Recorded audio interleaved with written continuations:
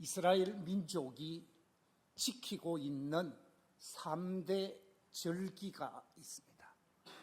구약시대부터 신약시대에 이르기까지, 그리고 지금 오늘날에 이르기까지 이스라엘 민족이 지키는 3대 절기가 있는데, 그 3대 절기가 무엇인가?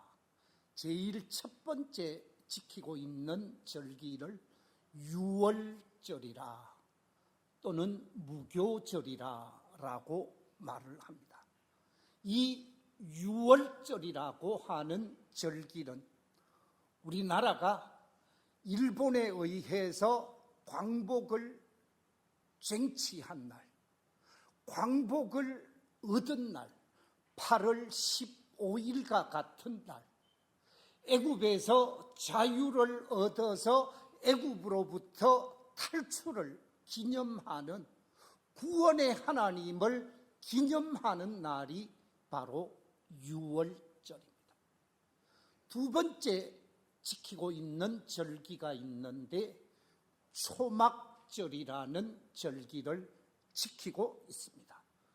이 초막절이라는 절기는 하나님께서 광야 40년 생활 속에서 초막에서 생활하고 장막에서 생활했던 것을 기념하고, 또한 이스라엘 백성들이 하나님께로부터 받은 은혜에 감사하는 절기와 연결되어지면서 이 초막절을 장막절, 수장절이라는 표현을 하면서 지키는 절기가 두 번째 초막절입니다. 세 번째 지키는 절기가 있는데, 이 절기를 초실절이라 또는 칠칠절이라 또는 오순절이라고 하는 절기로 지키고 있습니다. 이 초실절이라고 하는 절기는 이스라엘 백성들이 광야 생활 40년을 다 끝내고 요단강을 건너서 가나안 땅에 들어가게 되어지지요. 가나안 땅에 들어가서 7 족속이 지배하고 있었던 땅을 다 점령하게 되어지고 12지파에게 땅을 분배하고 농사를 짓게 되어집니다. 보리를 심고 밀을 심어서 그 추수한 것을 가지고 하나님 앞에 영광을 돌리게 되어지는데, 이 절기를, 첫 열매를 하나님께 드리는 절기, 하나님께 받은 은혜와 사랑을 잊어버릴 수 없어서 지키는 이 절기를 지키게 되어지는데, 그 절기를 초실절 또는 칠칠절, 오순절이라고 말하게 되어지는데, 오늘 본문 속에 보면 오순절에 관한 말씀이 기록되어져 있습니다. 오늘 본문 사도행전 2장 1절에 보면 오순절 날이 이미 이름에 그랬지요. 여기 오순절이라고 하는 말을 영어로 표현하면 펜트코스트라는 단어를 쓰고 있는데, 이 오순절 펜트코스트라는 말의 의미는 50일째라는 말입니다. 그래서 오순절을 말할 때는 50일을 기억해야 할 것입니다.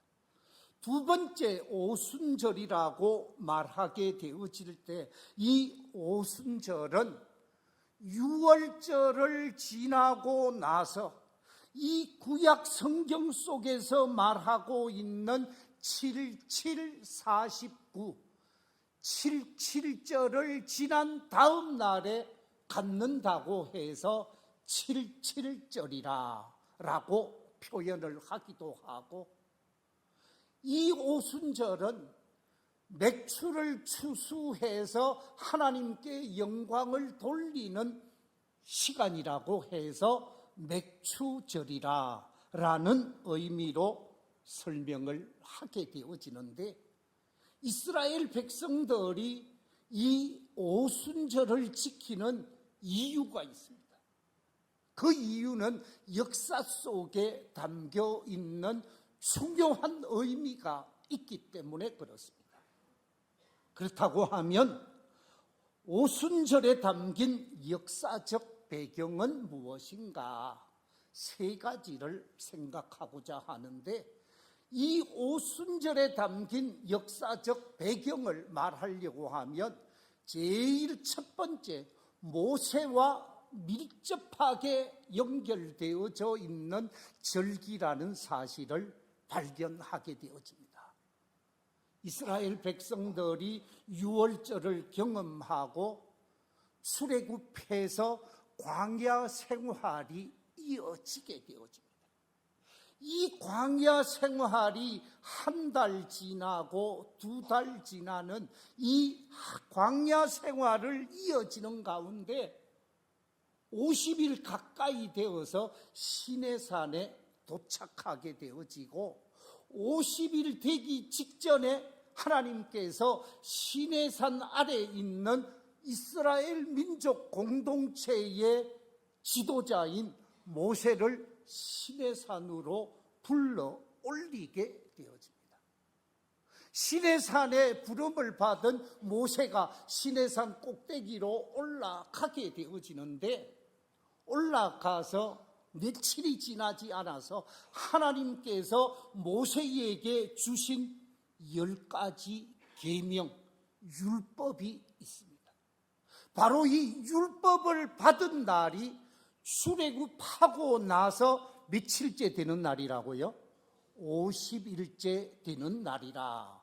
그래서 이 오순절이라는 말, 50일이라는 말은 모세가 출애굽한 이스라엘 백성에게 하나님으로부터 말씀을 받은 날이라고 해서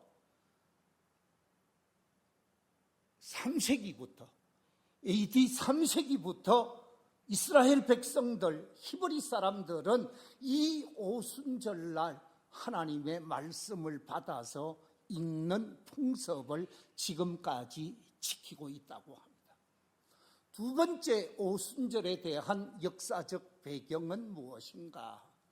바로 유월절 후 50일째 지키는 이 절기로서 이스라엘 백성들이 모세를 통해 율법을 받은 날이기도 하지만, 유월절 후 50일째 되는 날, 하나님께로부터 받은 사랑, 하나님께로부터 허락한 이 가나안 땅에서 농사를 짓게 되어지고, 그 농사를 지은 그 농사의 열매를 하나님께 응답한 날입니다. 다시 말해서 6월절 지나고 50일째 되는 날 추수를 해서 그 추수한 것으로 하나님께 감사를 드린 날이 바로 오순절이라는 것입니다. 그래서 오순절 생각하면 모든 백성, 전 세계에 흩어져 있었던 사람들이 예루살렘으로 찾아오게 되어지고, 예루살렘에서 하나님께 감사로 영광을 돌리는 아름다운 전통이 세워지기도 했었습니다. 세 번째, 이 오순절에 담긴 역사적 의미가 무엇인가? 그것은 다름이 아니라 예수님께서 공생의 사역을 정리하시고 십자가에 죽게 되어지시죠. 십자가에 죽고 난 이후 사흘 만에 부활하게 되어집니다. 그리고 부활 이후 40일 동안 남은 사역을 다 정리하시고 예수님께서 성천하게 되어지는데, 성천 사건이 사도행전 1장에 기록되어져 있지요. 예루살렘을 떠난 가까운 산에서 예수님께서 성천하게 되어지는데, 예수님이 성천하시고 난 이후 열흘째 되는 날, 부활 후 50일째 되는 날, 이스라엘 백성, 히브리 민족들 가운데 특별히 예수님으로부터 부르심을 받아서 제자가 되어진 12제자와 함께 120명의 성도들이 간절히 하나님 앞에 기도하면서 오순절을 지키고 있을 때 이스라엘 백성들이 하나님의 놀라운 은혜를 체험하고 성령을 체험하고 능력을 체험하고 불을 체험하는 놀라운 사건이 일어난 날이 바로 오순절이라는 거지. 그래서 이처럼 오순절은 역사적 의미가 특별한 날인데 오늘 성경 속에 보면 이 오순절에 관해서 구체적인 말씀이 기록되어져 있는 것을 우리가 보게 되어집니다.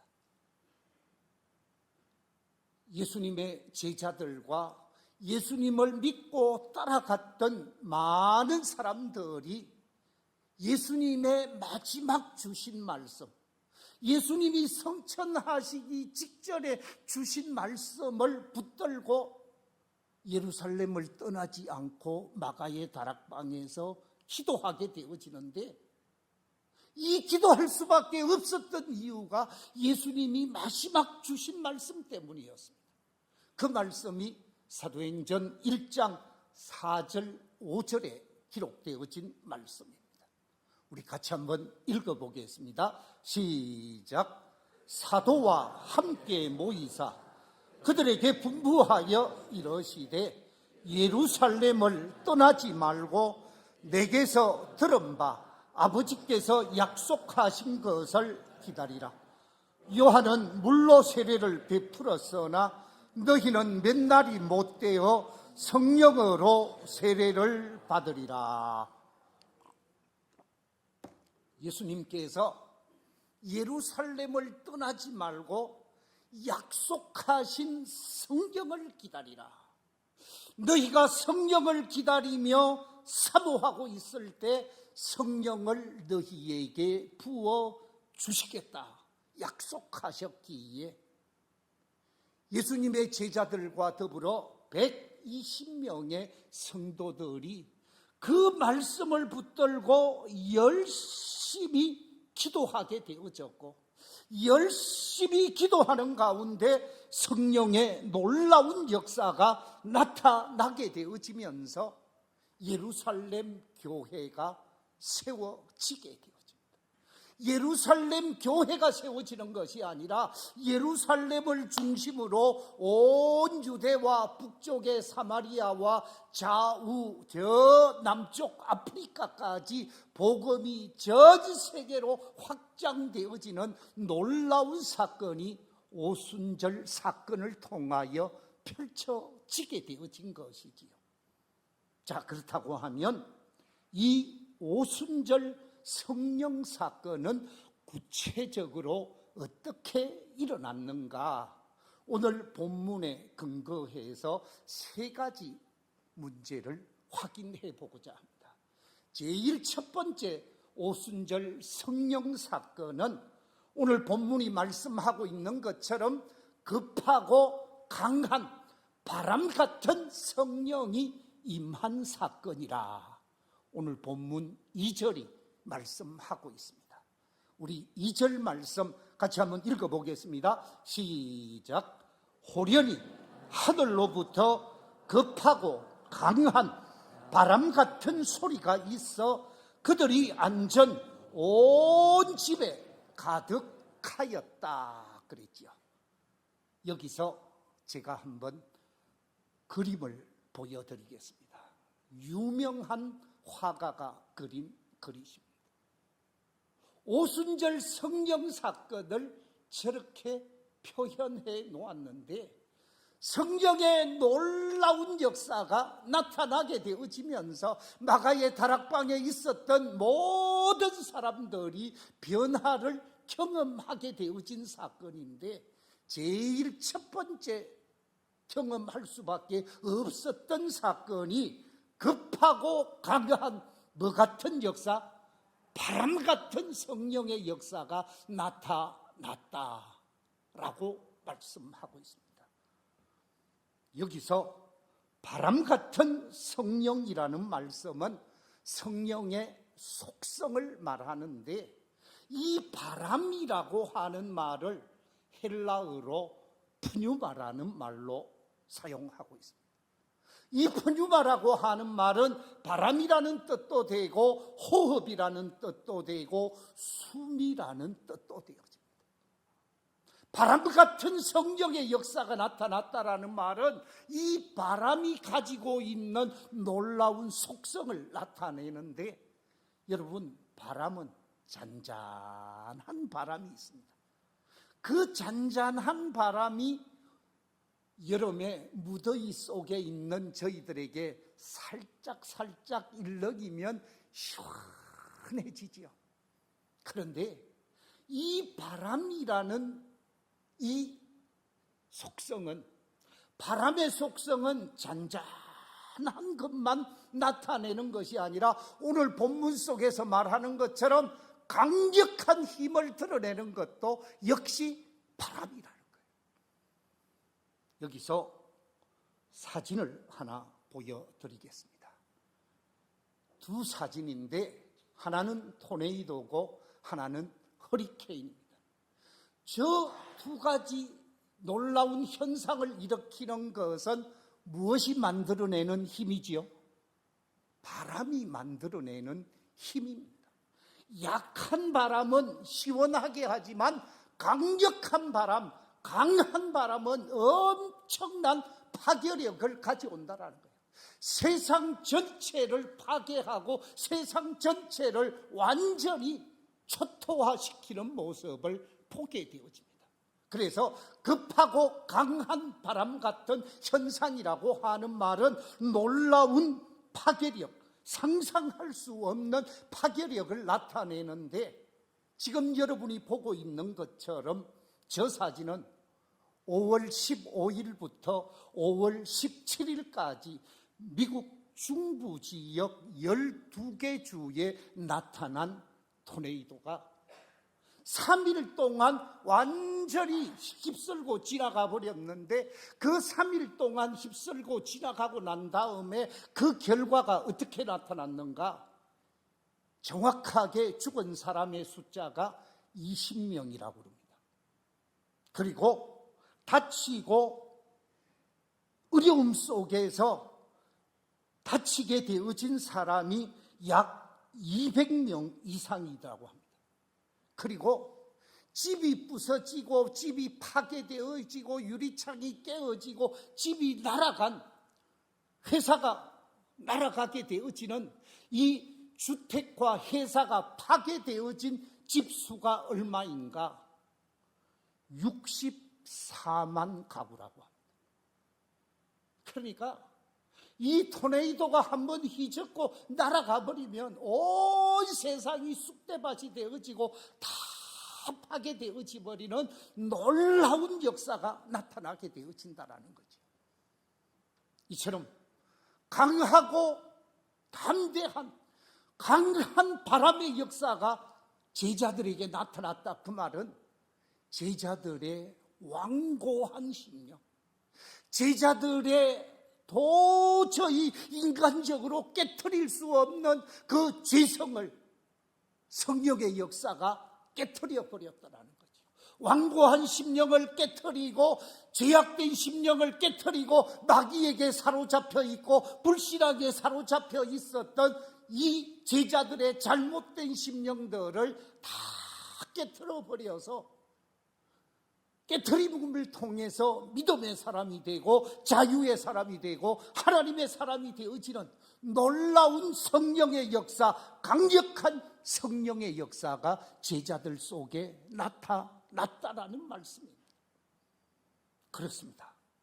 사람의 힘으로 깨트릴 수 없고 사람의 힘으로 변화될 수 없는 완고한 심령, 강팍한 심령, 죄악된 심령을 성령의 역사가 나타나게 되어지고 강력한 성령이 임하면 그 완고한 심령, 강팍한 심령이 깨어지게 되어지고 예수 그리스도를 구원의 주로 영접하게 되어지고 하나님의 사람으로 변화되어지는 놀라운 역사가 나타난다라는 말씀이죠.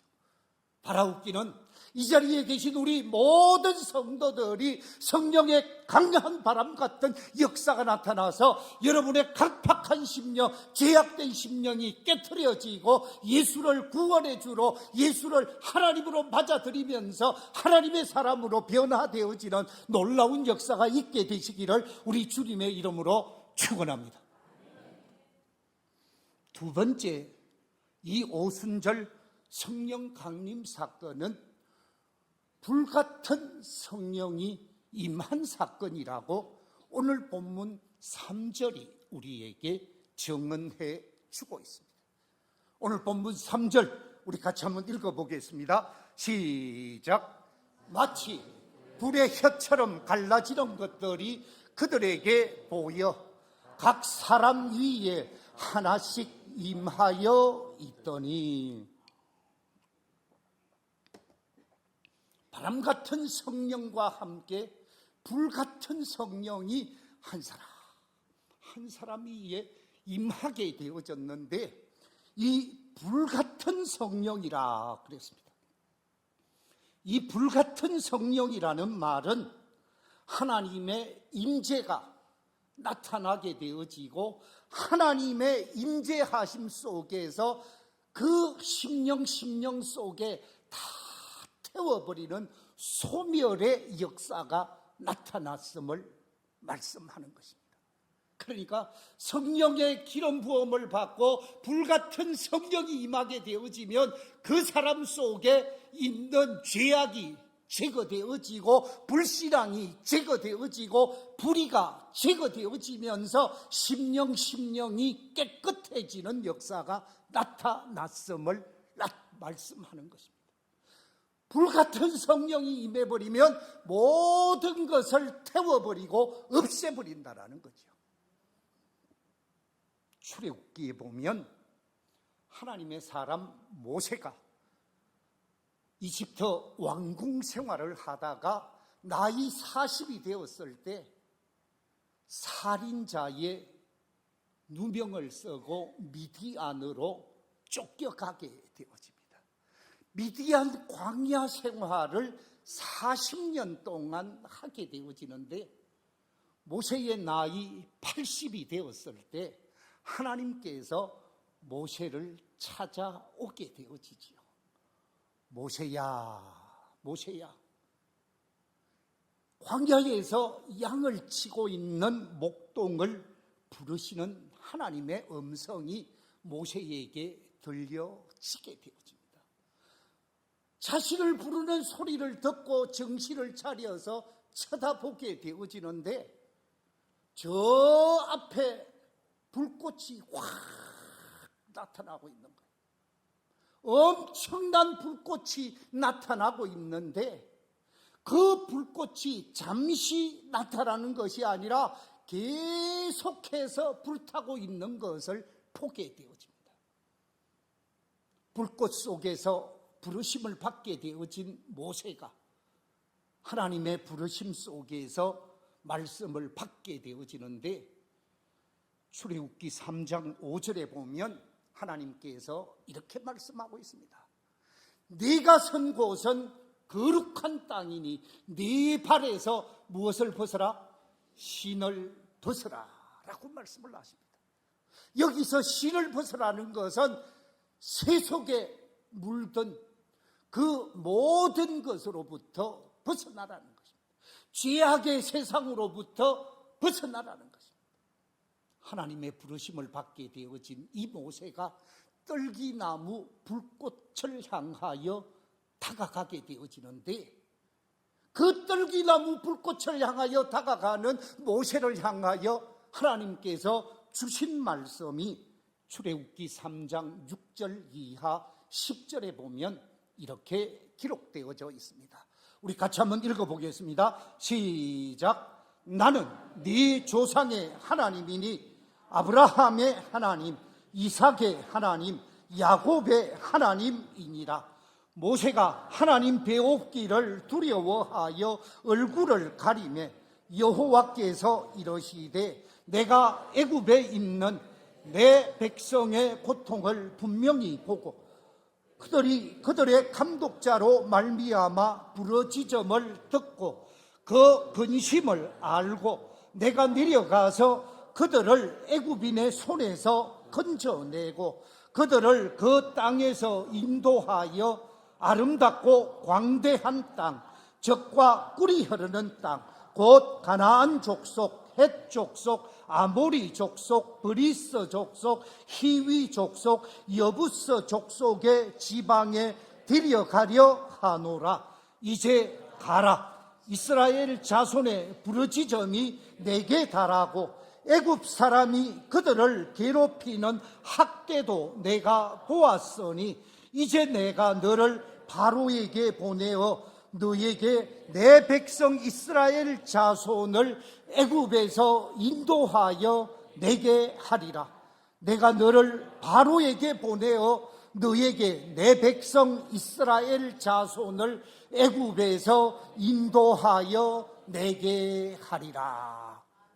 하나님께서 양치는 목동 모세에게 찾아와서 너를 부르신다고 하셨고 사명을 주셔서 애굽으로 가게 하시는 모습을 보게 되어집니다.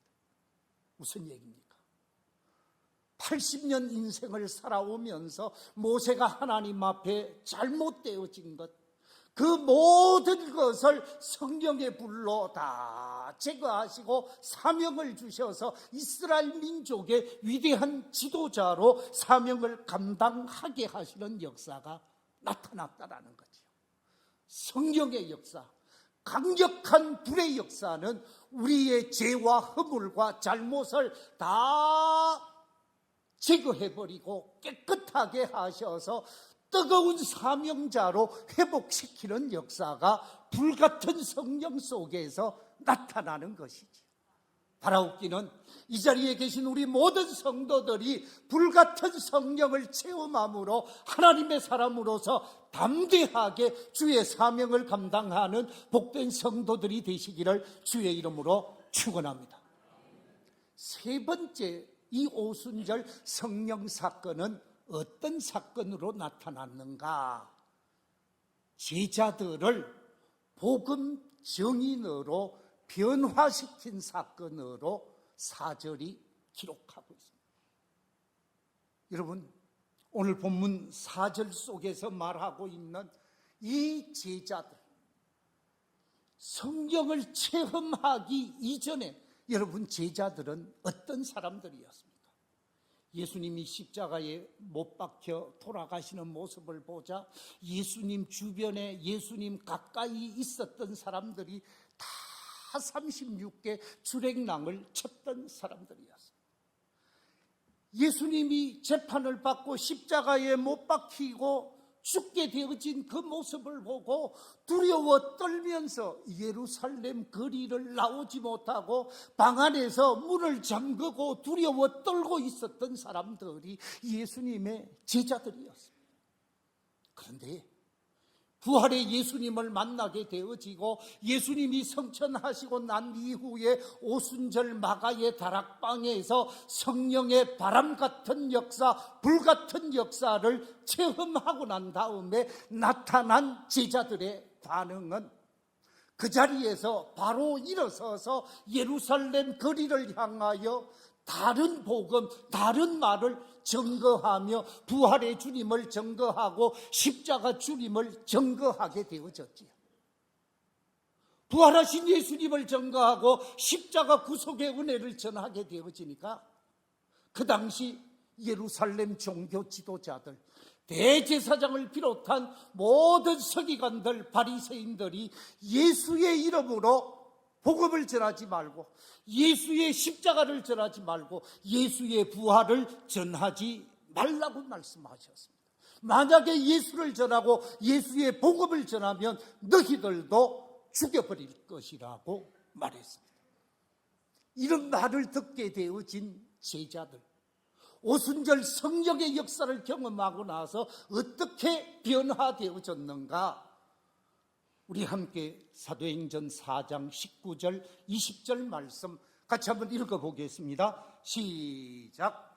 베드로와 요한이 대답하여 이르되 하나님 앞에서 너희의 말을 듣는 것이 하나님의 말씀을 듣는 것보다 옳은가 판단하라.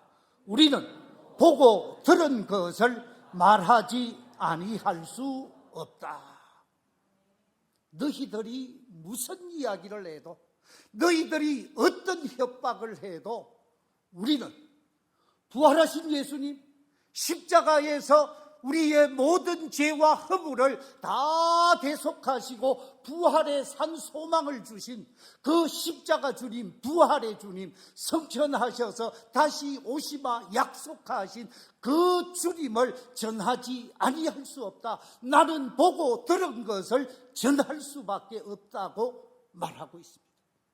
너희들의 말을 듣는 것이 아니라 나는 하나님의 말씀을 들을 수밖에 없다고 그러면서 과거에 용기 없는 사람, 과거에 두려움에 떨던 사람들은 완전히 없어져 버렸고 강하고 담대한 모습으로 정인된 삶을 사는 모습이 나타나고 있다는 말씀입니다.